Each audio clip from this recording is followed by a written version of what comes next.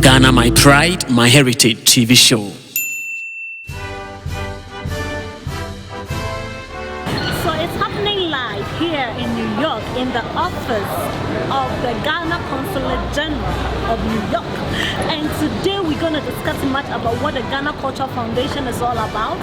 The second Diaspora Summit that is taking place in Accra, Ghana in July. And other things that are contributing to our thriving economy as a people, and the need for Ghanaians in the diaspora to have the various information that they need and what we can do as a people. Today we're going to really enjoy ourselves, at the same time learn so much of what the mission is all about. Please stay tuned and come with me. Ghana, My Pride, My Heritage TV show. I will make it a time and me handing umanye. I welcome you to the #1 show on developmental issues, and it's no other show than Ghana, My Pride, My Heritage. Today is Friday, and we are in the offices of the Ghana Consulate General of New York's office. He is no other person than Professor Emeritus Kwejo Amuako. And guess what? Today is another level altogether. Call your brother, sister, and all Ghanaians in the diaspora, because I have good news for you. Go nowhere. We'll take a break and we'll be right back. Ghana, My Pride, My Heritage TV show. Welcome back. If you just joined us, this is Ghana, My Pride, My Heritage TV show. Do you know much about your culture? Then today you're going to learn much about it. And as I said, we are in the offices of the Consulate General of New York from Ghana. And today we're going to talk much about what the Ghana Cultural Foundation is all about. Prof, you are welcome to the program. Thank you very much. And I'm going to be your host, and my name is Rhoda Doku. So Prof, tell us, what is it about Ghana Cultural Foundation? Well, Ghana Cultural Foundation was built from the data bank of the Ghana Ancestral Register. Okay. How did this come about? We have tried to register all youth of Ghanaian ancestry. Okay. We're starting with the tri-state area of Connecticut, New Jersey, and New York, but we have plans to register all youth in the diaspora, in the United States and in the entire diaspora. That means across the globe. We are trying to register them because I've come to realize that most of the youth who have come to the United States have lost touch with their ancestry. They've lost touch with their cultural values. They've lost touch with their African discipline. And it's about time we brought them together and imbibe in them the values and tenets of African culture. And that is why we're trying to compile the Ghana Ancestral Register. After we get a database, we get all the youth that we can register, we're going to build the Ghana Cultural Foundation. So that is where we're coming from. Okay. Maybe you might ask, what have they lost? What they have lost is that they do not appreciate things that are Ghanaian and things that are African.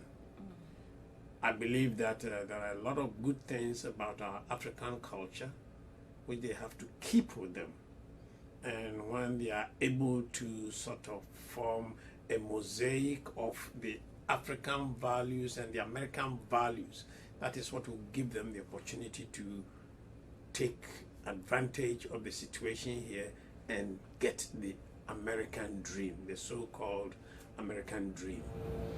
So we want to do a few things.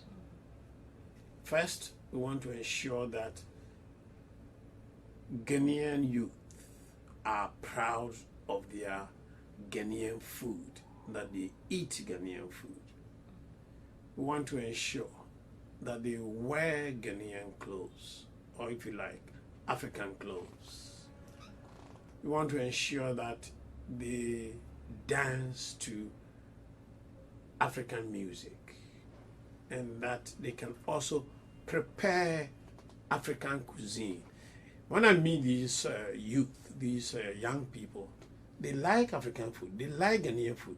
They have no idea how to prepare it. So when we bring them together, we're going to have a series of programs that will teach them all these things. How to prepare Ghanaian cuisine, how to prepare or sew African clothes, how to drum and dance to African music, and then also try to develop what is good for them to be able to live in the United States. For example, we want to counsel them so that they will know what subjects they have to select and pursue in high school, so that they can go to particular or identified careers and professions in college. Okay. There are a lot of Ghanaians who have made it in this country. We want these people to be the role models for the youth, so that they can live up to them. You can say that I want to be like that Ghanaian in the United Nations. I want to be like that Ghanaian on the Wall Street. I want to be like that Ghanaian doctor in that big hospital. I want to be that Ghanaian investor on Wall Street. I want to be like that Ghanaian in, let's say, one of these large media houses, the financial houses, the banks, and so on. But someone has to give them direction. Someone has to give them advice. Someone has to become a role model for them. I know one particular Ghanaian young woman, very young indeed, who is a partner at New York Life Insurance, a very big company. I've taken the opportunity to visit her in an office.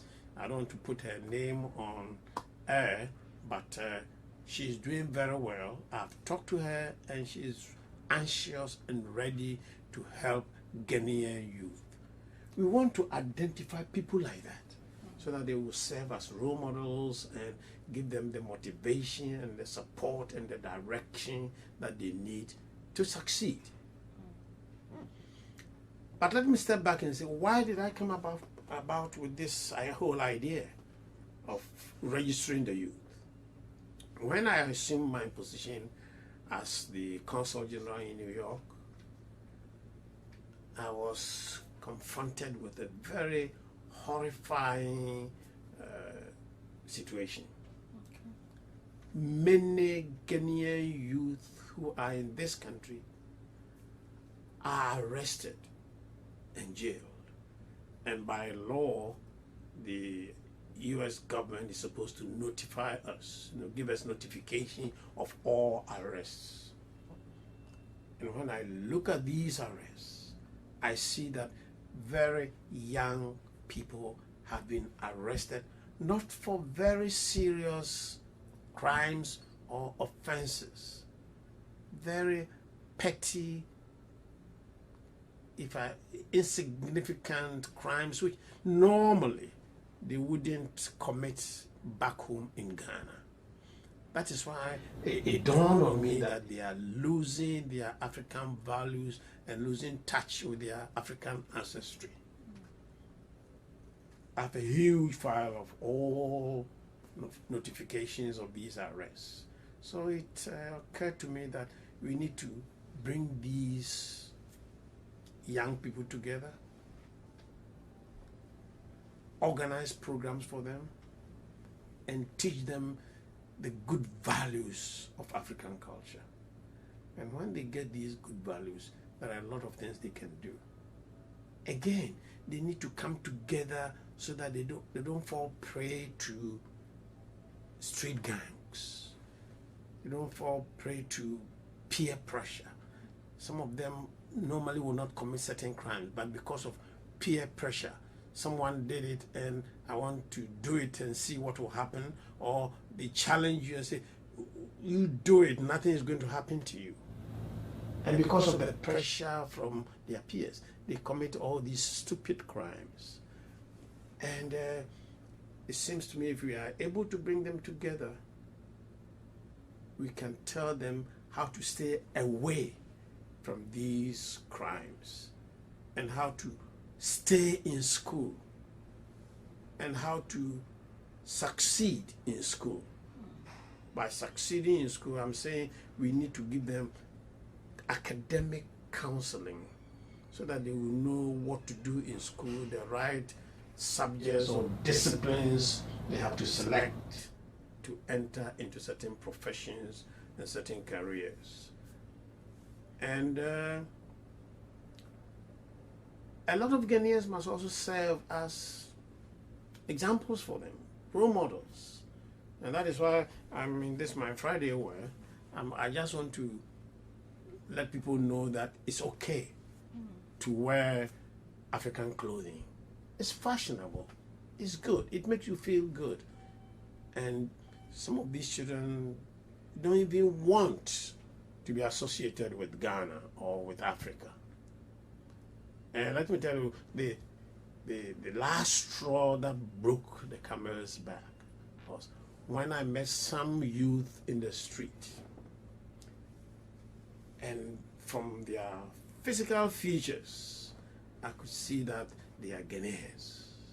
So I approached them and I said, where do you come from? And the answer they gave me blew my mind.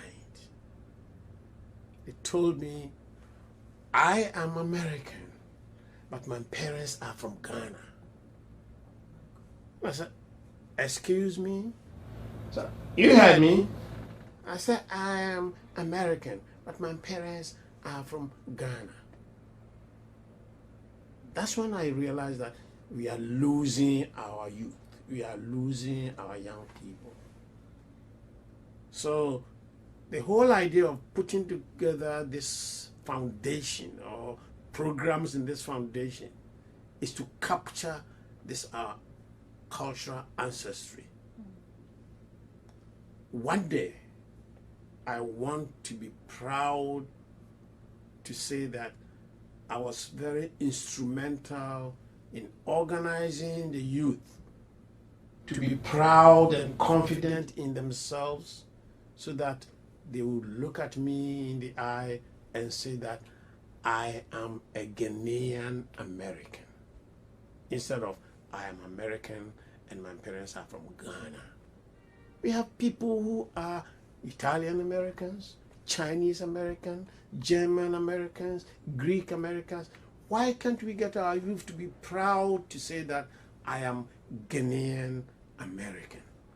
That's the goal of this foundation.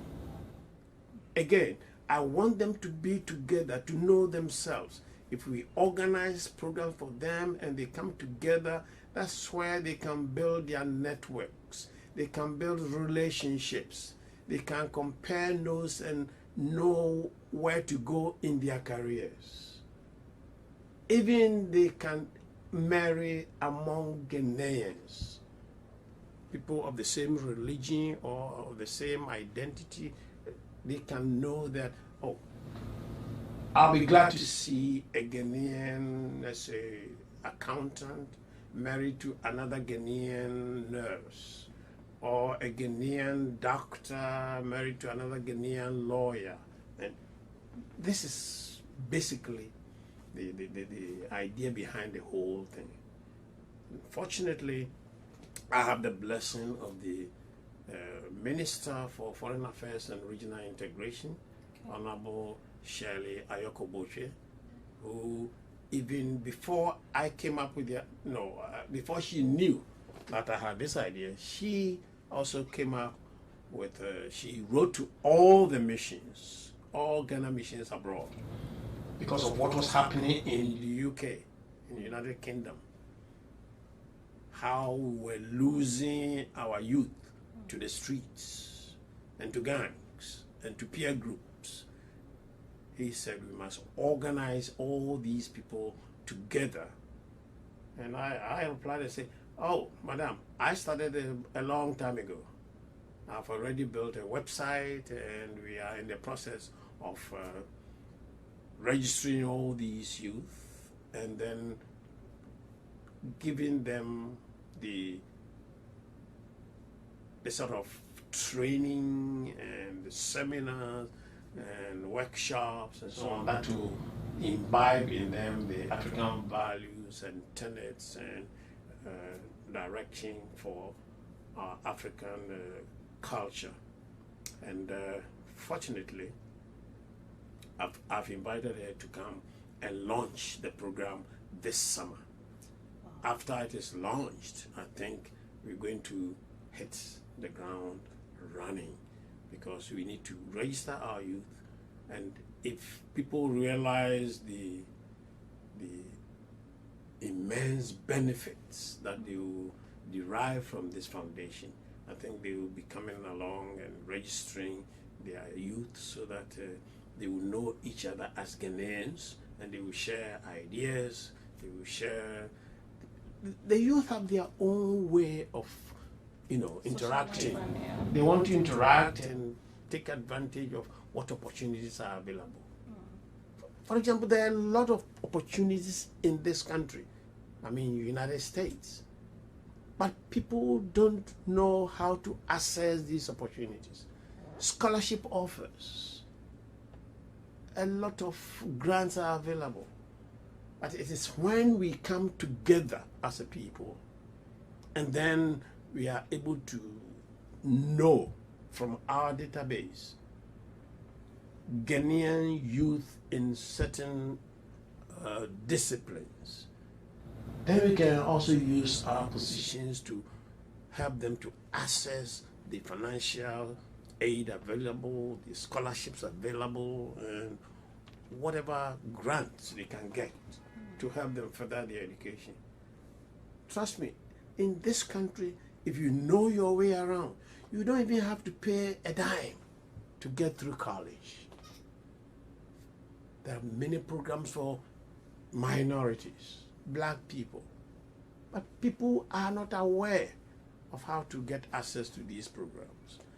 I want our professionals and other people of influence who are Ghanaians, willing and anxious to help other Ghanaians, to know that there is this platform that can be used to help our youth.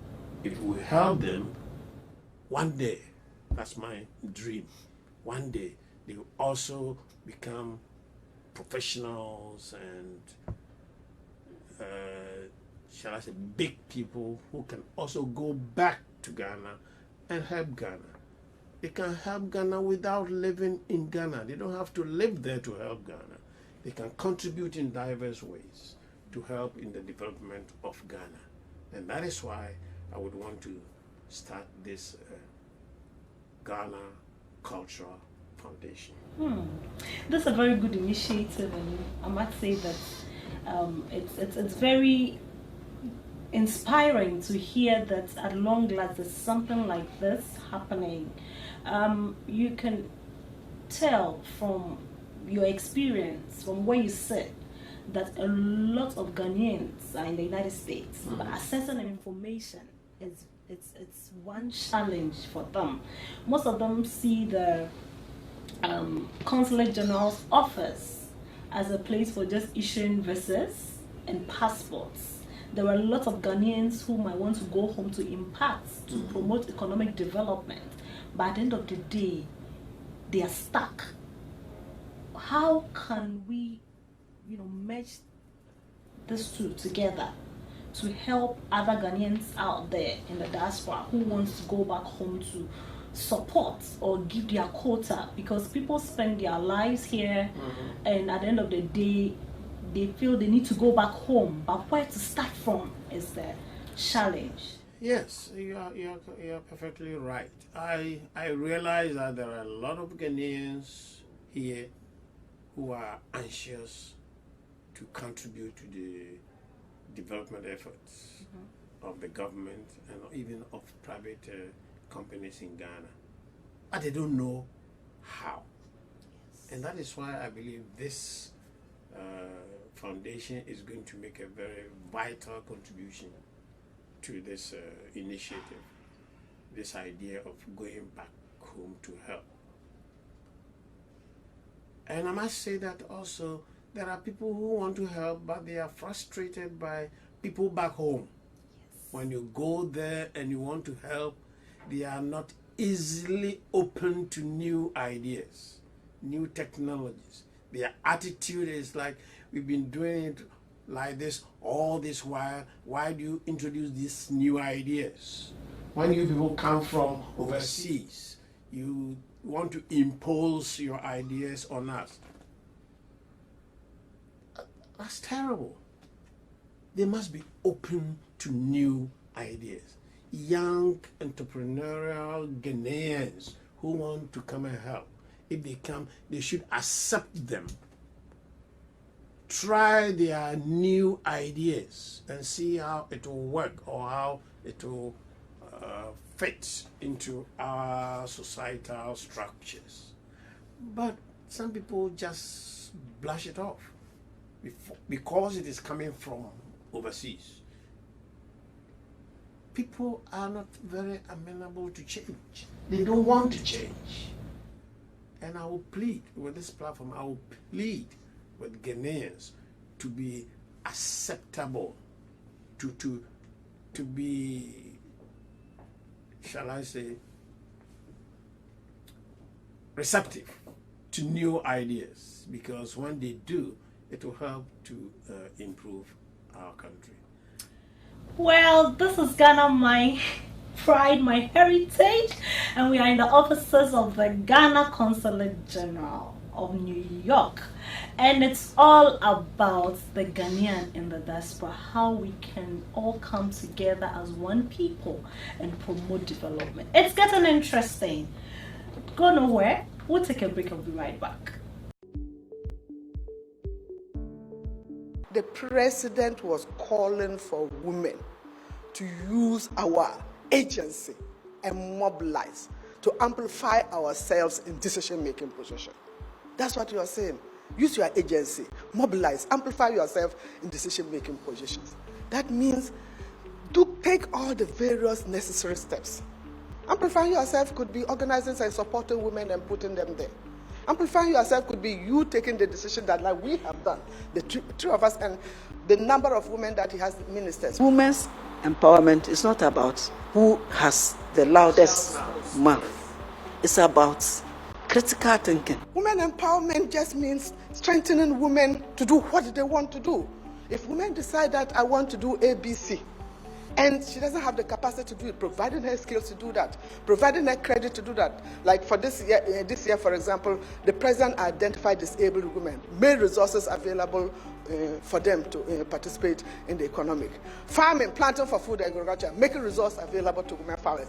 That is empowering women. Then when we move to gender equality is about identifying the issues that confront women and addressing them. In his time in office, he insisted as Attorney General and as Foreign Minister that all the appointments to boards under his control should, at least 30% of those boards should be made up of women. And he actively insisted and worked on that. In appointment of ambassadors, he insisted at least 30% should be women. And he's attained that. For the first time ever, 16% of all MMDCs are women. We've never had more than 8%. Under his watch, he's doubled it. And you see, if there's a government that has lifted women, it's MPP government. You know what? NCWD was transformed to a Ministry of Women and Children's Affairs and was given a cabinet status. I am surprised that all these people who are being very negative about his comments are doing so. I thought that this was rather something that would give us food for thought. Rather calling him names, we can do everything as a government in terms of policy, in terms of laws, But if women in the civil society, in the NGOs, don't do anything about it, and then us, if we don't do anything about it, then unfortunately we will not get anywhere. And that is the dynamism that he's talking about. That is what we all want to see. So for those who are crying, please stop crying and get to work. We need women in parliament to be supported by women in academia, women in business, women in professions, women in the marketplaces, women farmers, because they are our voice. What kind of support are the various groups giving to the women in parliament? The few of us there, making us relevant, making people see that we are indispensable towards the governance of this country. We need that support, and that is what the president is challenging us to do. So instead of vilifying him, we should be thanking him for waking us up from our slumber.